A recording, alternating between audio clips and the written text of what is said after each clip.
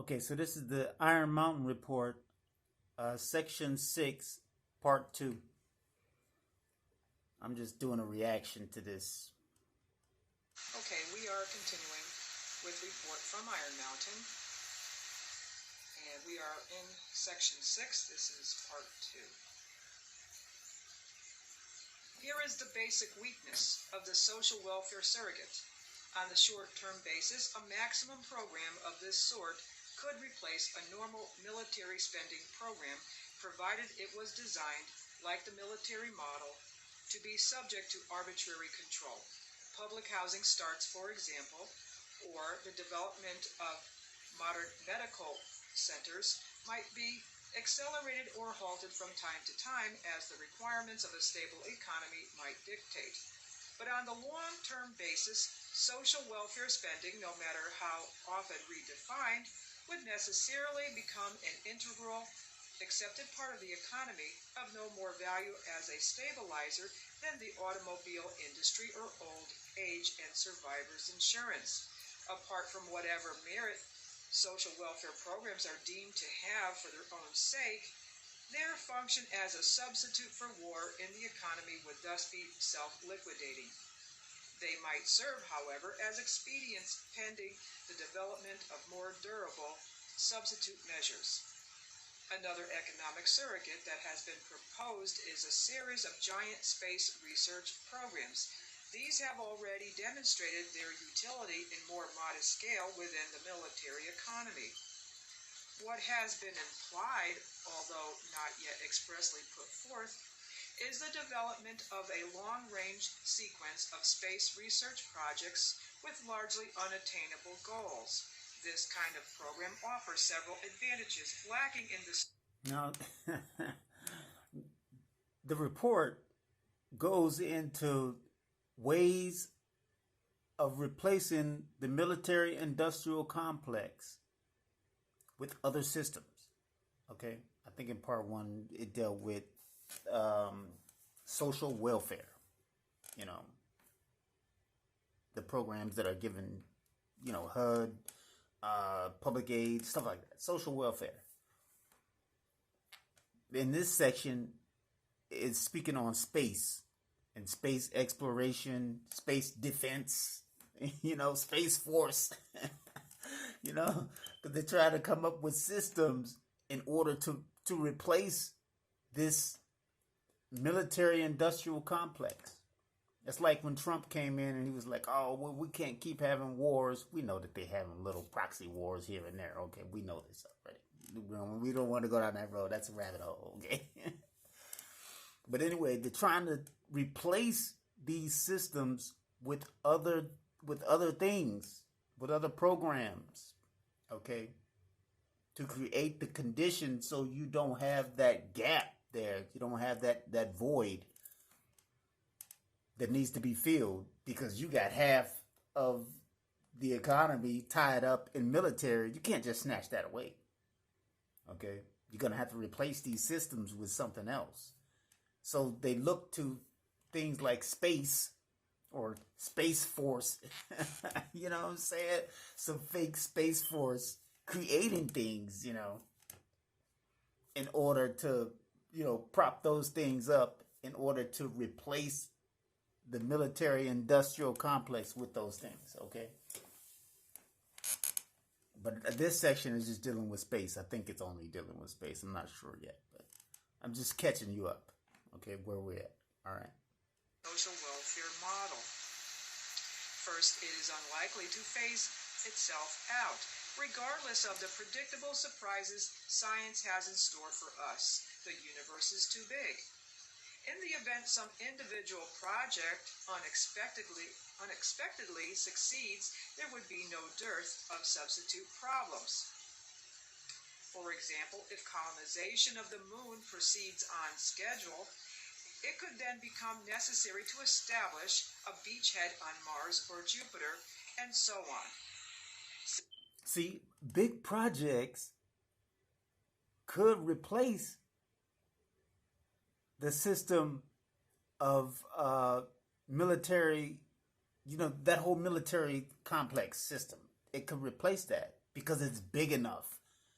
You know, it's making them enough money. In other words, okay, it's lining their pockets enough for them to be able to, you know, carry forward through generations like they've always done. All right, I'm just gonna sum that up for you, just in case you're not catching this for yourself. Okay, so big projects like moon exploration, we're going to Mars, Space Force, you know, but even Space Force, that's only going to be so big. Okay, people are only going to spend so much money on stuff like Space Force before they start saying, hey, wait a minute, that's not doing us any good. Why are we doing that? There's no one, we don't see any aliens, okay, until they create the aliens, okay. Project Bluebeam and whatnot, until they create that idea of aliens, okay. But anyway, I'm going on a tangent again. I'm gonna get back to this, but I'm just trying to keep, you know, keep the idea so you have a general understanding of what they're talking about.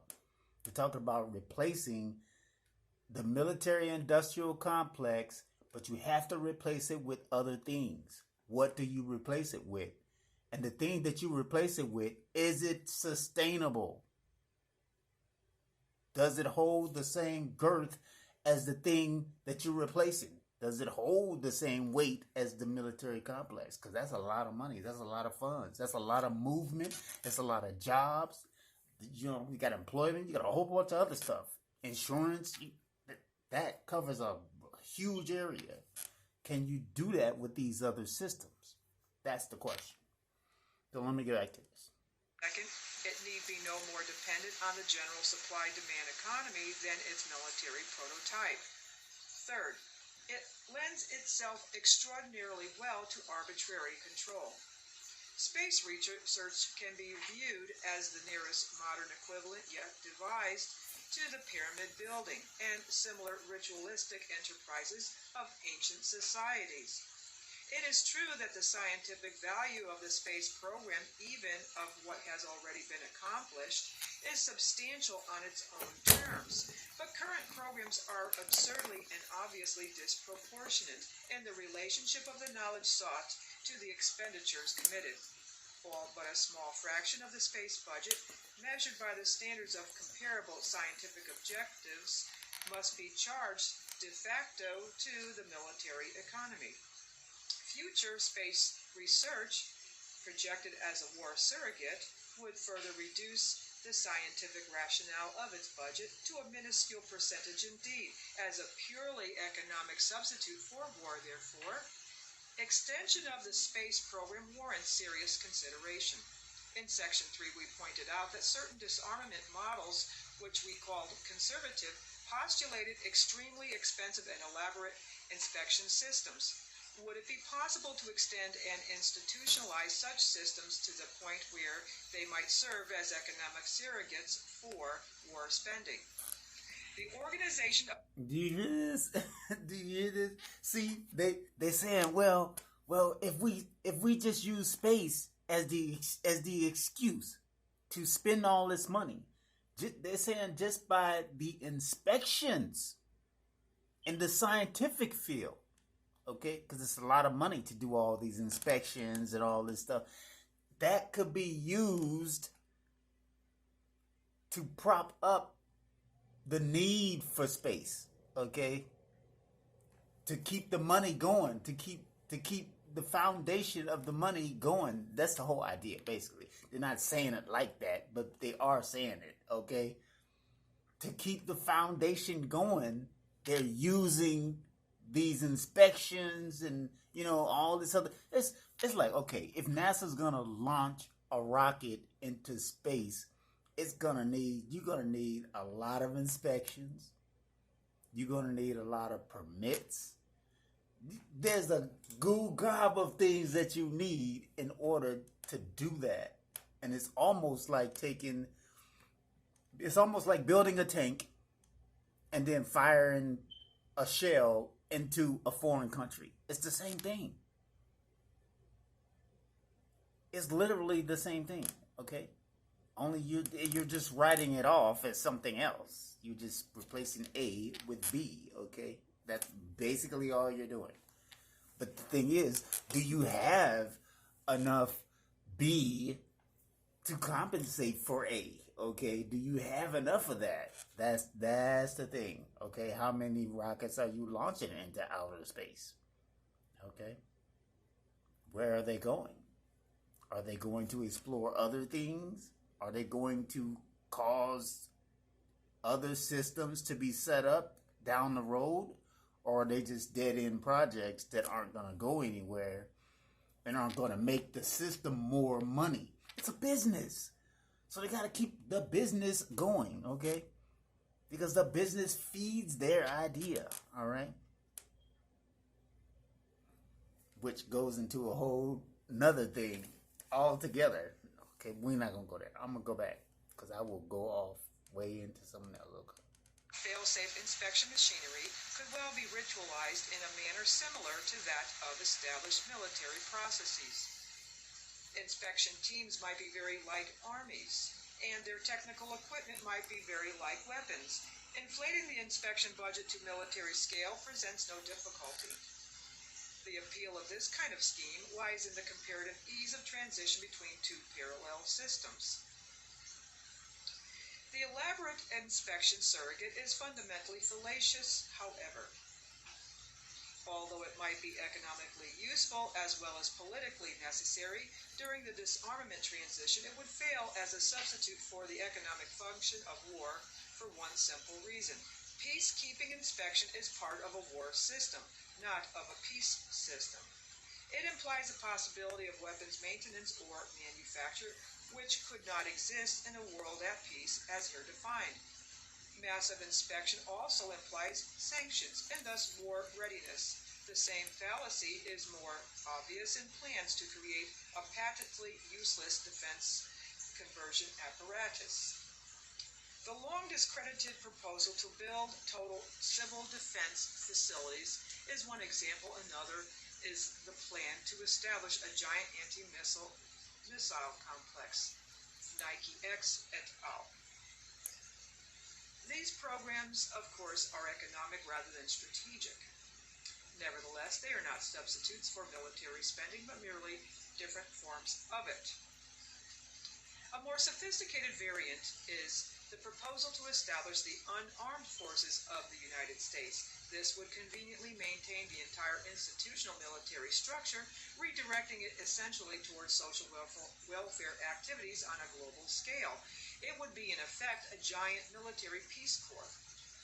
There is nothing inherently unworkable about this plan, and using the existing military system to effectuate its own demise is both ingenious and convenient. But even on a greatly magnified world basis, social welfare expenditures must sooner or later re-enter the atmosphere of the normal economy.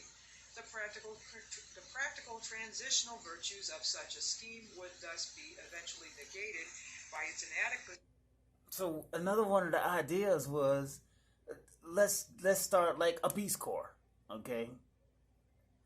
Which is okay, whatever. You know what I mean? Whatever that is, okay? I don't even know what half this stuff is by definition anymore, okay? Because you say Peace Corps, okay, that could mean like the UN without a military position, or maybe, I don't know, the Army Corps of Engineers. You would just run around fixing bridges and feeding children all day.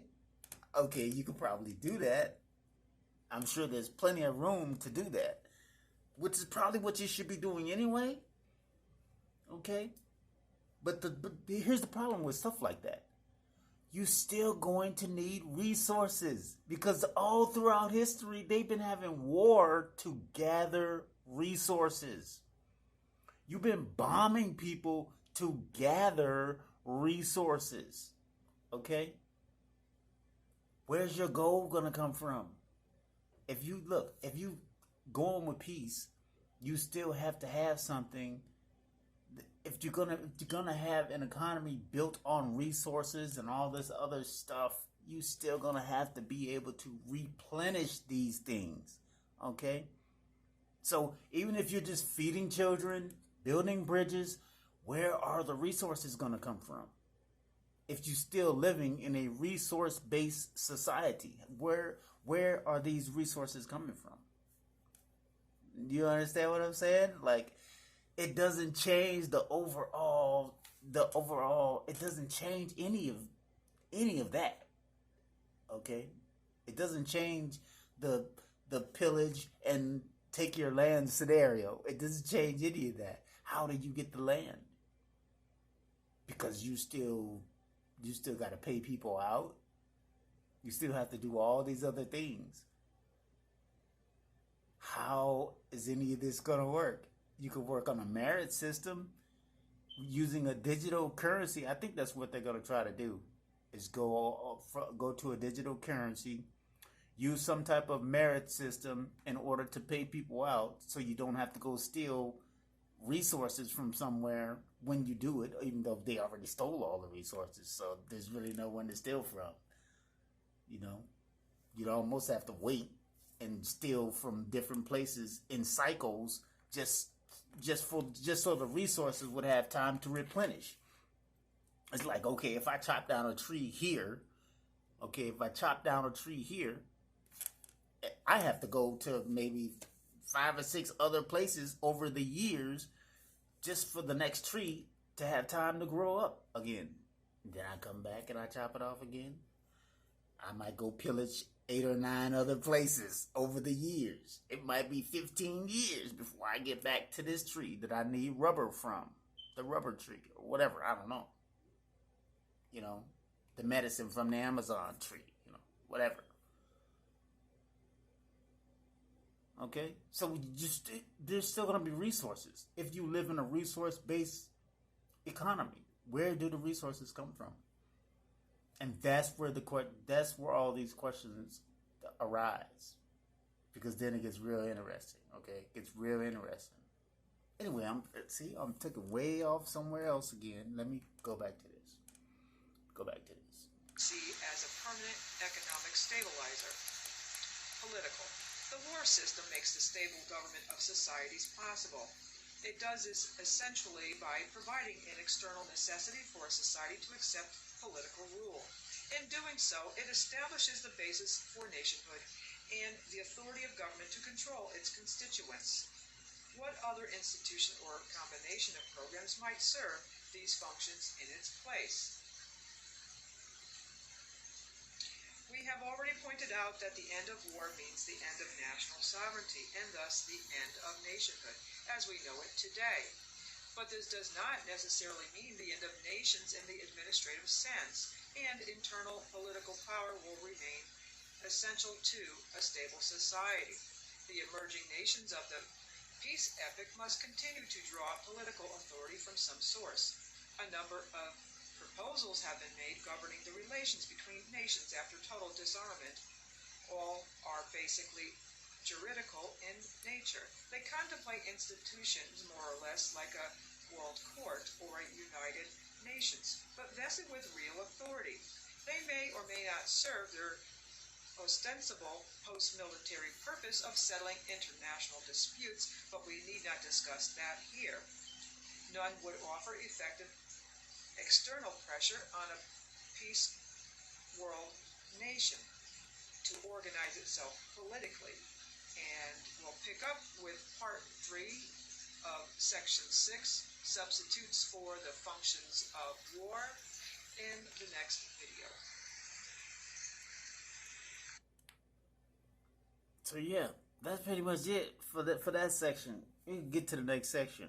But yeah, that's interesting. It's very interesting. Because, yeah, you're going to have to replace some stuff with some stuff. If you're talking about bringing on peace, it's not just as simple as everybody agreeing and say, okay, we want peace. Okay, well, that's great. That's great. But how is that going to happen? Because a lot of stuff has to move. There's a lot of moving parts.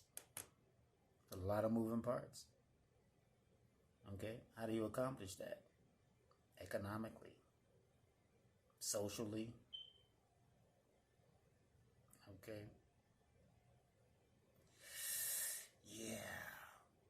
So let's get it. I mean, if you want it, how you gonna get it? How you gonna accomplish it? But anyway, we're gonna go to the other options in the next video. We're gonna keep going down the options and what the options are. I think so far we covered, what was it? Social. I don't know why I'm having a brain fart right now. You know what I'm saying?